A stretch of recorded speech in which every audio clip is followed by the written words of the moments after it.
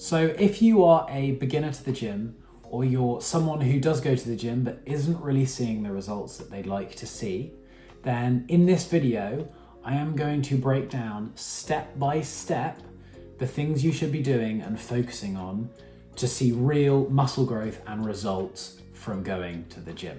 And we're going to start off this video by talking about what I think is the most important thing when it comes to seeing progress and gaining muscle in the gym, and that is progressive overload. Now, what is progressive overload? It's essentially progressing on the exercises that you're doing. It's that simple. So increasing the amount of reps or the amount of weight you are doing on the exercises you're doing. And this is something that is so important and seems so obvious, but a lot of people don't focus on, and I am guilty of this. I have been training in the gym and lifting weights for a long time, and I'm telling you now, if I had been focusing on progressive overload as much as I should have been throughout that journey, I would have a lot more progress and I'd probably look quite different to how I do right now. Because I made this mistake for years of not focusing on this as much as I should have. And recently, now that I really am focusing on it and making progressions every single week on the exercises that I'm doing, I have made more progress in the last few months than I have in probably the previous 6 months to a year before that, seriously. So this is so important to be really focusing on. And I'm now going to explain through exactly how progressive overload works and some of the things you need to be doing to make sure that you're sticking to it correctly. The easiest way for me to explain this is to just draw it out. And this is going to give you an example of how I would approach doing progressive overload. So you start off, let's say you're doing bench press and you can do 70 kilograms for 6 reps. The next week, you should then be aiming to do 70 kilograms for 7 reps. The week after that, 8 reps. Once you've hit 8 reps, I'd suggest increasing the weight a little bit, maybe to 72.5, at which point the amount of reps you're able to do might go back down to 6. And then again, you build from there and go to 7 and then to 8. And then at 8, you jump it up to 75. And then you repeat that process. And then what the process we just went through, that was 6 weeks. And you went from being able to do 70 kilograms for 6 reps. And you can now do 75 kilograms for 6 reps. If you continue that progress for a year, you would go from being able to do 70 kilograms for 6 reps to 100 kilograms for 6 reps. And I'm telling you now, if you went from 70 to 100 kg, your results in your strength, your body, your chest would be massive. So that is an example of how progressive overload works. And it's so important because I'm telling you now, you cannot just go months on end lifting the same weights and expect to gain muscle and make progress in the gym. It's not going to happen. And as I said, it should be every week that you should be aiming on an exercise to make a PR, whether that's a PR with the weight or a PR with how many reps you're doing. But every week you should be looking to progress on the exercise you're doing. Now, is that going to happen every week? Probably not. Sometimes we haven't recovered as well as we should have, or maybe we didn't get the right amount of sleep, and maybe you're just not as strong as you'd normally be. And that might mean that you don't hit that PR every single week. But if you're aiming every single week to make that progress, you will end up on an upward trajectory where you are making that progress and increasing the amount of weight you can lift on each exercise, which is, as I said, the most fundamental important thing when it comes to building muscle and making progress in the gym. And then the one other thing that I think is actually essential for progressive overload is tracking your lifts. You will not be able to consistently progress if you don't keep track of the weights and the reps that you're doing. So whether that means getting a fitness app which allows you to track your workouts, or writing it down on your notes, or just even bringing a physical notebook if you want to and physically writing it down, up to you. But tracking is so important to keep that progress going so that you can go back and you can look and go, okay, last week I did 7 reps on this exercise. So this week, today, I'm going to go for 8. So that's the first thing, progressive overload. And as I said, it is essential if you want to see results and grow muscle. Now, the next thing I want to talk about is how many days a week you should be working out and exercise selection. Now, how many days of the week you should be working out? This totally depends on your goals and what you are able to fit into your schedule realistically. And those two things kind of need to align. If you want to be the next fitness influencer online and get absolutely jacked, but you're only willing to go to the gym 2 or 3 times a week, it's not going to happen. But what I would assume is that if you want to be that fitness influencer, then getting in amazing shape and being in the gym is a massive priority for you, in which case 5-6 times a week you're in the gym, great. But if you're someone who's not bothered about getting in ridiculously good shape and actually you just like to build a bit of muscle, improve your health, feel a bit more comfortable in your own skin and like what you see in the mirror, then 2 or 3 times a week is going to be perfect for you. And then you can absolutely still make loads of progress and build a load of muscle hitting 2-3 workouts a week. So based on your goals and what you think you can realistically stick to, and that's really important, there's no point on you setting out to hit the gym 6 days a week if that's realistically not going to happen and then you're inconsistent. Hitting the gym 3 times a week consistently is far better than hitting the gym 5 or 6 times a week, but it's really sporadic and some weeks you don't even make it. So be realistic with how often you can work out and what your goals are. Now let's talk a little bit about what kind of exercises you should be doing. And again, this comes back to it totally depends on your goals. And this is why I would highly recommend trying to find some guidance that is specifically tailored to you, because everyone has different goals, everyone has different bodies, and this is just me giving you a really good overview of what you should be doing. And the first thing is based on your goals. So different people prioritize different muscle groups because they want to build different muscle groups. Generally, men are probably more likely to prioritize their upper body, whereas I'd say generally, women are probably more likely to prioritize their lower body and their glutes. So obviously, based on that, that's going to make a massive difference to what kind of exercises you're doing. But if we come back to how many days a week you're working out, that's also going to help you, because if you're working out 2 or 3 times a week, you're going to want pretty much all the exercises, or at least the majority of the exercises that you're doing, to be compound movements. Compound movements are movements that use multiple different muscle groups. So for example, when you do a squat, it uses your quads, your hamstrings, your glutes, your core.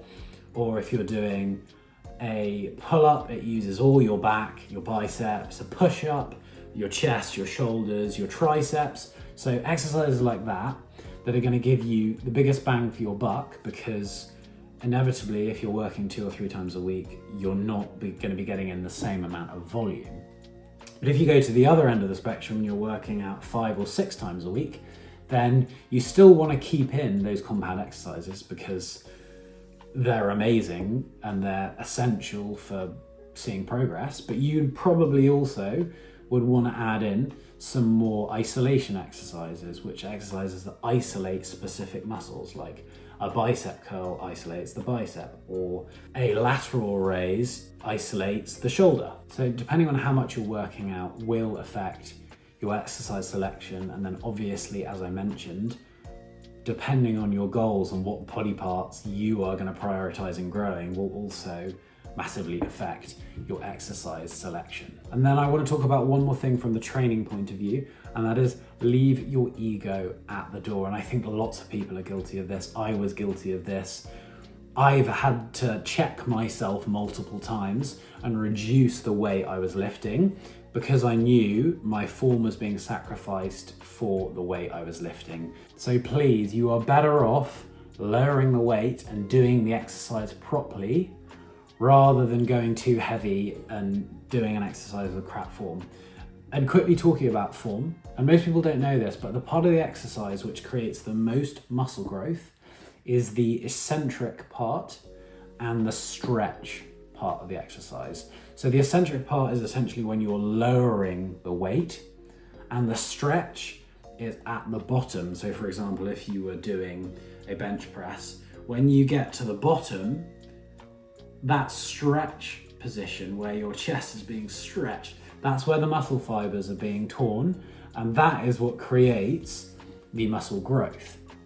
So slowing down those two parts of the movement, slowing down when you're lowering the weight and then holding in the stretch position for a second, then coming back up, that's going to produce much more muscle growth. It's going to make the exercise much more challenging, which comes back to you've got to leave your ego at the door, because you will have to lower the weight if you want to do it properly like that.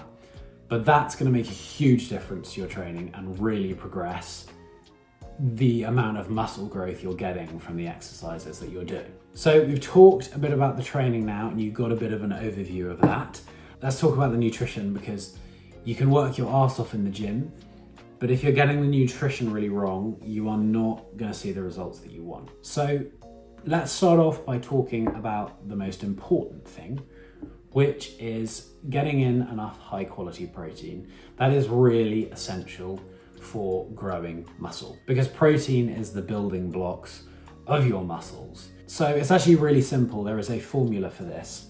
If you take your target body weight in pounds and times it by 0.8, that will tell you how many grams of protein you should be aiming to eat every day to optimize your muscle growth. So me, for example, I weigh about 210 pounds. So I need to eat pretty much like at least 160 grams of protein a day to make sure I am optimizing my muscle growth. Next thing is, your diet wants to be made up of whole, natural, nutrient-dense foods.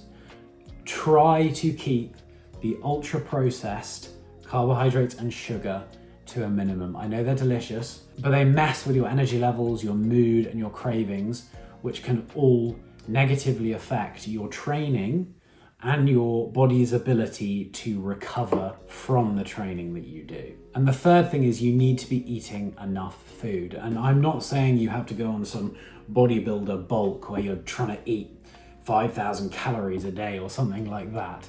That's not necessary at all to build muscle. But if you are not nourishing your body and giving it the fuel it needs for you to hit your workouts at your best and to recover from those workouts, that is going to be really negatively affecting your muscle growth. So along with that protein that I talked about, make sure you are getting in plenty of healthy fats, you're getting in plenty of fiber, and some carbohydrates is absolutely fine. I wouldn't go overboard on carbohydrates, because if you overdo the carbs, it often just results in you gaining fat. But a bit of carbs, especially whole foods like sweet potato or root vegetables, is great. So those are the main things you want to be focusing on and sticking to when it comes to your diet for muscle growth. And again, with that, that's an overview. Everyone's different, and based on your goals and your body and your preferences, your diet is going to vary. Now let's come on to the next thing, which is actually where your muscles grow, because your muscles don't grow in the gym. That is recovery. Now, I know I said earlier that progressive overload is the most important thing, and it's certainly up there, but it might actually be recovery. Because as I said, your muscles don't do the growing in the gym, they do it when you're recovering. So if you're not doing the recovering right, your muscles aren't going to grow. And so one of the parts of recovery is making sure you got your nutrition right and that you're eating enough, you're nourishing your body, which we've talked about. The next thing is sleep. You need to be getting at least 7 hours of sleep a night, ideally 8 or 9. That is essential and really important for muscle growth and recovery. I mean, it's essential for your overall health and for your body to just function as it should in every sense. But for muscle growth, it's really, really important. The next thing is, when we were talking about how many days a week you're working out and what exercise you should be doing, you need to have a program that is designed so that you are not hitting the same muscle group 2 days in a row. because that is going to result in that muscle being overtrained, which means it's not going to have the chance to recover, and therefore it's not going to have the chance to grow. So if you are working out your chest 2 times a week, that's great. Twice a week for one muscle group is actually going to produce much more muscle growth than once a week would. But you don't want to be doing chest exercises on a Tuesday and a Wednesday. If you do chest exercises on a Monday and a Thursday, great, that's brilliant. But try to avoid directly working out one muscle 2 days in a row. And then also what we talked a little bit about earlier, training volume. And the one thing I would say is, do not lift weights 7 days a week. Please don't. Like, your body needs probably at least 1 day a week where you're not touching any weights. I would really suggest, if you're someone who's really wanting to push their physique to the limit and you're doing 6 days a week, that's fine if you've got the right program, which is what we were just talking about. But do not train 7 days a week, please. It's not going to help you to build more muscle. And then also a quick one is just stress. Stress in general is going to negatively affect muscle growth because, again, it's going to affect your recovery. So finding things in your day that brings you joy, relaxes you, like meditation, reading, maybe you enjoy doing art, maybe you really love watching your favorite TV show, stuff like that is going to really help with muscle recovery. So that's a pretty big, wide overview of training, nutrition, and recovery, and the things you want to be thinking about, and the most important parts of those 3 elements, which kind of make up how you're going to build muscle and get results from going to the gym. But I want to just quickly talk about one final thing before we wrap up this video. And I have mentioned this a little bit, but staying consistent is so key if you want to see results and you want to see muscle growth, because muscle growth takes time. I want you to have realistic expectations. I don't want to burst your bubble, but it is unlikely that you are going to step into the gym for a couple of months and suddenly have your dream physique, your dream body. Building muscle takes time, and depending on where your goals are at, it's months, even years, for you to reach where you want to be. And this is why I mentioned being realistic. If you can see yourself going to the gym 3 times a week for the rest of your life or the foreseeable future, that's great. That's what you want to go for. If you go, I'm going to hit the gym 6 times a week, ask yourself, am I willing to do this for the next couple of years? If your brain's saying, no, it's probably something I'm going to jump on and then actually probably want to jump off it, then don't do that. Go back to doing 4 days or 3 days to something that you can see yourself sticking to for the long term, because consistency and sticking with it is the most important thing in this game of building muscle and getting in great shape. And then another thing with consistency is sticking to a program for a good amount of time. I don't know if you've heard the myth before of doing lots of different exercises or workouts because it confuses the muscle. That's just absolute bullshit. It's not a real thing. As I mentioned before, progressive overload is one of the most important things. And if you're jumping to different programs and different exercises all the time, then you never give yourself the chance to progress on the exercises. So sticking to a program for, I would say, at least 12 weeks is really important. So avoid jumping too much with exercises and programs. So that is my big overview of how you are going to see results and build muscle in the gym in the most effective way. Now that was a lot of information I just threw at you there, so if you need to watch this again or you need to write down some stuff, please do. I really hope you found this video helpful, and please do like the video if you did, and do subscribe to my channel if you want to see more videos on building muscle, losing fat, and getting in great shape. Thank you for watching the video, and I look forward to seeing you in the next one.